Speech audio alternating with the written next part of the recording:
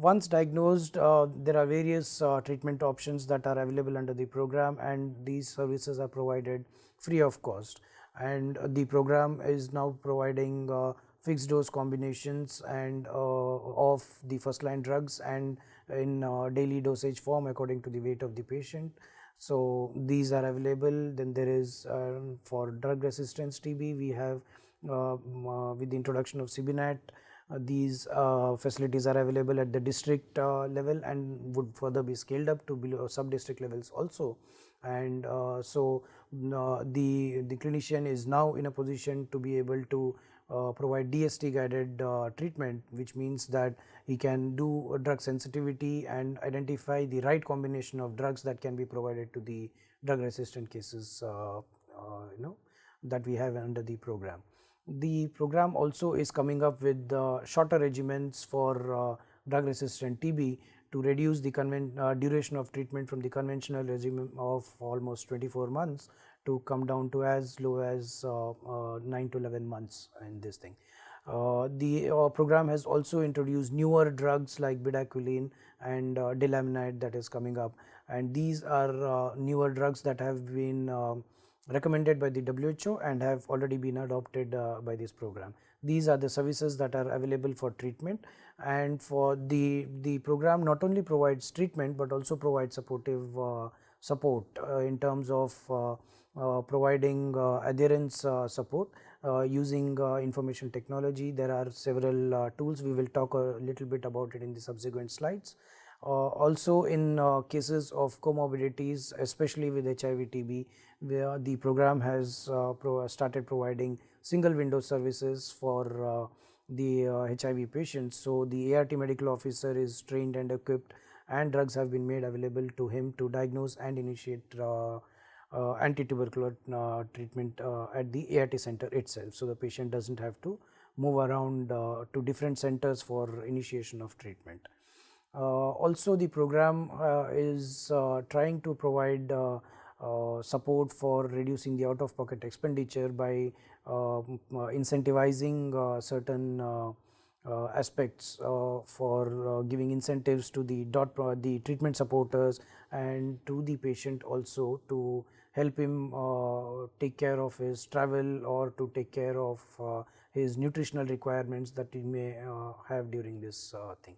And during the course of treatment, the financial benefits that are provided under the program are now being provided through the DBT mechanism, direct benefit transfer, where the money is transferred directly into the patient's account using Aadhaar based authentication. So that the drugs and the treatment is provided to him at a place very closest to his house or to his place of residence, and the benefits and the social protection that is required to him is also directly provided in a transparent manner. The advantages of going into fixed dose combination based on the experiences that the program has achieved over the years, the program has moved to fixed dose combination and daily regime, and this is also now the program is able to provide these drugs based on the body weight. So these FDC combinations are available in and are helping us to provide treatment according to the weight of the patient, so that the right level of drugs is available in his body and the outcomes are better. Also, there is no need for any extension of intensive phase, and in both the continuation phase in both new and previously treated cases. Of course, the based on scenarios which the clinician can decide for different certain forms of tuberculosis like neural tuberculosis or the tuberculosis of the bone or spine. It's up to the clinician, and he can extend the continuation phase if he feels it is appropriate. In cases where extension is given beyond 12 weeks, they should only be given on the recommendation of subject experts, based on the type of tuberculosis, and they of course, if there is any adverse reaction that the patient experiences, then there are loose drugs that are also available under the program, so that the right combination of drugs can be given to him. These drugs that are given under the program is provided through direct observed as direct observed treatment. So, the patient is supervised physically by someone. So, the services are being now to help the patient take those medicines.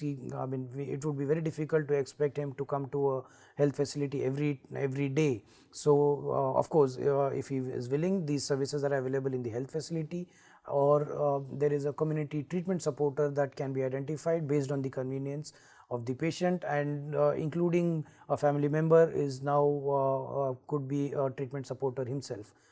And so, the drugs are given to the treatment supporter. It could be a family member, could be a community fellow out there in the community, wherever the patient wants to get it, or if the patient wants to come to the physical facility, they can also come to the public health facility, nearest public health facility.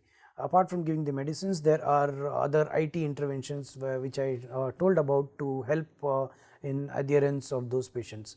There are tools like what is called as 99 dots, wherein the patient just has to, after he opens the blister, there is a random phone number behind it, a toll free number. The patient just has to give a missed call, and the system identifies that the patient has opened and taken the drug.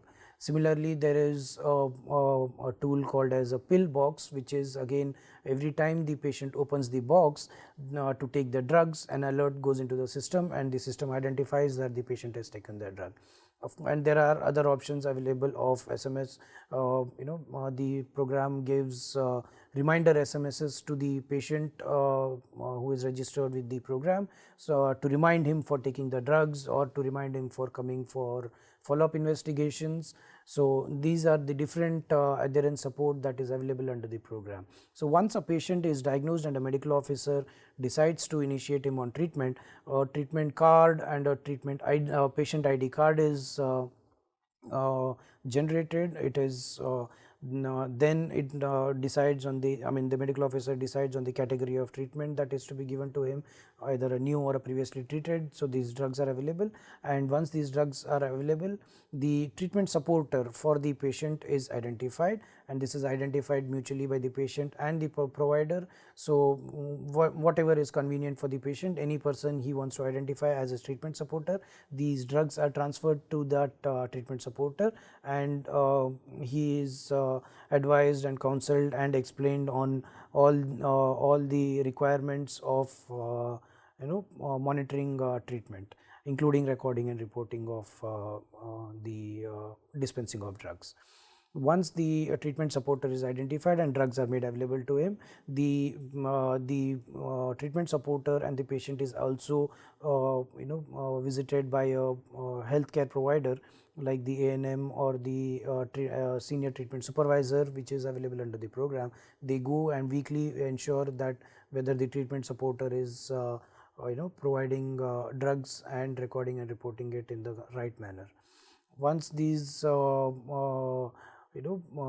treatment supporter continues to provide all those things, all the drugs to the patient, also the follow-up investigations as per the requirements is ensured, and the information is entered into MIS system called as NICSHE in the program.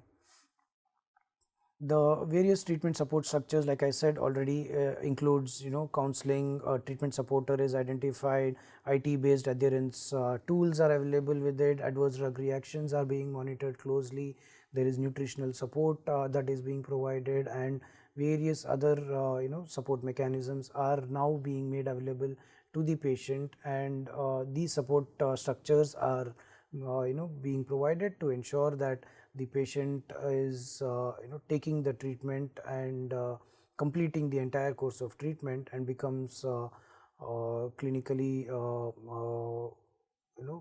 free of tuberculosis. The follow-up, like I said, that is required for a tuberculosis patient. There is clinical follow-up which is supported by laboratories investigations also. So monthly, even if the treatment supporter is right next door, the patient is expected to come once a month to be examined by the medical officer to the nearest public health facility where he can come and get his checkups. Also there during those monthly visits and screenings, the symptoms are the various symptomatic examination, looking for adverse drug reactions, the weight, monitoring the weight and looking for other comorbidities, and X-ray if required. All these services are available even for follow-up. And the laboratory support that is required for follow-up in terms of smear microscopy or drug susceptibility testing that is required, or investigations, any other investigations for maybe adverse drug reactions that come in, or for comorbidities like HIV or diabetes or any other comorbidity if the clinician is suspecting, those investigations are also followed up. Thank you for the patient listening to this session.